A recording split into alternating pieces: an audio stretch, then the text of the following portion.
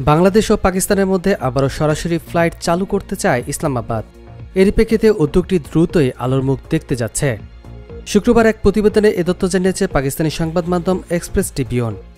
প্রতিবেদনে জানা গেছে, দক্ষিণ এশিয়ার এই দেশটি বন্দরনগরী করাচিতে নিযুক্ত বাংলাদেশের deputy high commissioner SM. Mahbubul Alam এই ঘোষণা দিয়েছেন।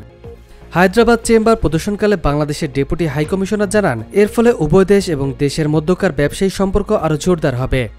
করাচিতে নিযুক্ত বাংলাদেশের deputy high commissioner SM. Mahbubul Alam জানিয়েছেন, পাকিস্তান ও বাংলাদেশের মধ্যে সরাসরি ফ্লাইট শীঘ্রই চালু হবে, যা দুই দেশ এবং উভয় দেশের ব্যবসায়িক সম্প্রদায়ের মধ্যে সম্পর্ক উল্লেখযোগ্যভাবে শক্তিশালী করবে। খুব শীঘ্রই হায়দ্রাবাদে দুই দেশের আমদানিকারক ও রপ্তানিকারকদের জন্য একটি প্রদর্শনীরও আয়োজন করা হবে। এছাড়া মাহবুবুল আলম 2025 সালের জানুয়ারিতে ঢাকায় অনুষ্ঠিতব্য আন্তর্জাতিক বাণিজ্য প্রদর্শনীতে অংশগ্রহণের জন্য পাকিস্তানি ব্যবসায়ী সম্প্রদায়কে আমন্ত্রণ জানিয়েছেন। তিনি আশ্বাস দিয়েছেন, ঢাকায় অনুষ্ঠিতব্য এই ইভেন্টে পাকিস্তানের ব্যবসায়ীদের অংশগ্রহণের সুবিধার্থে তাদের ভিসা প্রক্রিয়া সহজতর করা হবে।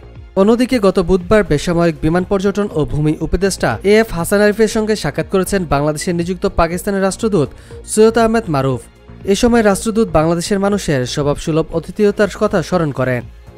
ঢাকা, ইসলামাবাদ, করাচি বিমান যোগাযোগ ও দুই দেশের মধ্যে সাংস্কৃতিক সহযোগিতা বৃদ্ধির মাধ্যমে পর্যটন সেক্টরের সম্ভাবনা নিয়ে আলোচনা করেন।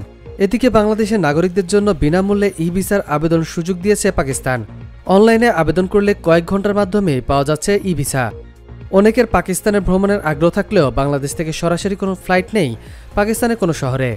মধ্যপ্রাচ্যের এয়ারলাইন্সগুলোতে অন্য দেশের ট্রানজিট নিয়ে যেতে হয় পাকিস্তান। বাংলাদেশি যাত্রীদের পাকিস্তানের বিভিন্ন গন্তব্যে নিয়ে যেতে দীর্ঘদিন ধরে আগ্রহ প্রকাশ করে আসছিল পাকিস্তান ইন্টারন্যাশনাল এয়ারলাইন্স। তবে এখন বাংলাদেশিদের আগ্রহ দেখে ফ্লাইট পরিচালনার পরিকল্পনা করছে তারা। সবকিছু ঠিক থাকলে 2025 সালে ফ্লাইট পরিচালনা করতে পারে তারা।